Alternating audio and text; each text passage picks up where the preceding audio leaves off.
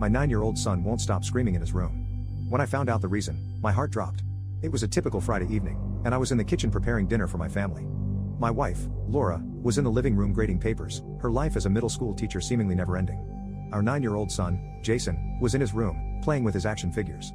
The comforting sounds of our everyday life filled the house, and for a moment, I felt a sense of contentment. Suddenly, Jason began screaming at the top of his lungs. My heart raced, and I dropped the knife I was holding, rushing towards his room. Laura was right behind me, her face a mask of concern. We had never heard him scream like this before, and our minds raced, imagining the worst. As we reached his room, we found the door locked. I banged on the door, yelling for Jason to let us in. After a few agonizing seconds, the door clicked open, and I stumbled into the room, my eyes scanning for any signs of danger. Jason was standing in the middle of the room, tears streaming down his face, his action figures scattered on the floor. His eyes were wide with fear, and he continued to scream, completely inconsolable. I rushed to him, pulling him into my arms, trying to soothe him. "What's wrong, buddy? What happened?" I asked, my voice shaking.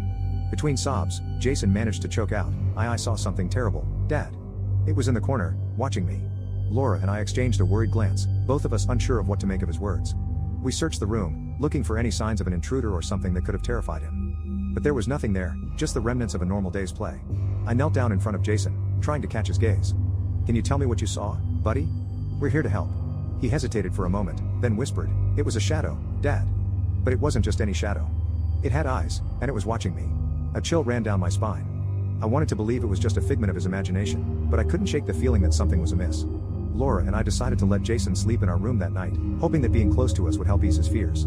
Over the next few days, Jason refused to go into his room alone. He was convinced that the shadow was still there, waiting for him. Desperate for answers, we sought the help of a therapist, who suggested that it could be a manifestation of some underlying anxiety. We worked with her to help Jason confront his fears, but the shadow seemed to haunt him no matter what we tried. One evening, as I was tucking Jason into bed, he looked up at me with tear-filled eyes. "Dad, I'm scared. I don't want to see it again." My heart broke for him, and I made a silent promise to myself that I would do whatever it took to help him. My cruel brother made a joke about me losing my baby. I am the only girl in a family of 3 brothers. I am very close to one of my brothers and his wife. It was announced recently that she was pregnant and expecting a girl, and I couldn't have been any happier. I love this baby with all of my heart, being that this is my first niece, and I planned on spoiling her because. As exciting as this was, it made me a little sad for not having the first baby in the family since I had ended up losing my baby 6 months before she was born. My brother was supposed to plan the baby shower, but he had no more money due to preparing for the baby coming, so I offered to pay for the whole thing. I coordinated with them and paid for anything they wanted for the baby shower, including expensive decorations and food. A few weeks before the baby shower, my brother, his wife, my husband, and my other brothers were at our parents' house for a football game. The topic of babies came up, and my sister-in-law was all smiles, talking about how excited she was to have her small family finally, and it was such a happy moment. When she got up to check on the food, my brother decided to make a joke at that moment, and it shocked me. The joke he said was, "I'm glad my sister didn't give birth and have a baby. Without her sacrifice, I would never have the title of birthing the first grandchild on both sides." It was like the world stopped after that comment.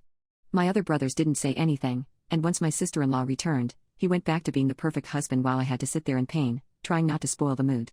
My brother knew how much losing my child hurt. My husband and I suffered for months until we slowly started getting better, so the fact he said this just made it extra cruel. On my way back home, I was bawling my eyes out. I couldn't believe how inconsiderate and insensitive he was, especially after I gave him everything. I texted him, saying, "I won't be paying for your baby shower anymore. What you said was horrible, and I don't want to speak to you again."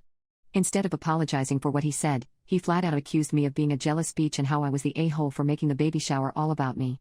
I kept trying to get him to understand why I was disappointed with him, but he just wouldn't have it, and eventually, I realized I could not keep the same relationship I had with him. I ended up blocking him, and now everyone else in my family is calling me an a-hole for canceling the baby shower. Am I really in the wrong? What's the first thing you do when you get to your hotel room? So, I was in Vegas on a work trip, and after a long day of conference bullshit, I was ready for some me time. I get to my hotel room, throw my suitcase on the bed, and head straight for the minibar. Gotta have a drink to unwind, right? But when I open the fridge, I see that some scumbag has already raided it. The vodka's half empty, the whiskey's gone, and there's only one measly butt beer left. I'm livid. Who the hell just steals from another person's minibar like that? But I ain't no pushover. I'm a take charge kinda gal, so I pull out my phone and start dialing security. As I'm explaining the situation to the guy on the other end, I hear a knock at the door. Now, I'm not an idiot. I know not to just open my door to some random stranger, especially in Las effing Vegas. But there's a voice calling out, "Babe, it's me. Open up." My heart starts pounding. Because who should be on the other side of that door, but my boyfriend? The same guy who's supposed to be back home, taking care of our house and our pets while I'm out here busting my butt for work. And that's when I put two and two together. This mother effer stole my booze. Not just from the minibar, either. He must have been rummaging through my suitcase, too, because several of my expensive jewelry items are missing. So what do? I grab the heavy butt hotel phone and swing it at his face. The next thing I know, my boyfriend's lying on the ground, knocked the F out. And I'm standing over him, heart racing, adrenaline pumping, and a sense of satisfaction washing over me. Maybe it's not the smartest move. Maybe it's not the most moral choice. But you know what? I ain't gonna be a victim. Not of some petty hotel crime, and definitely not of a scumbag boyfriend who thinks it's okay to steal from me. So yeah, that's what I do when I get to my hotel room. I take charge. I protect myself. And I let my anger fuel me to take action.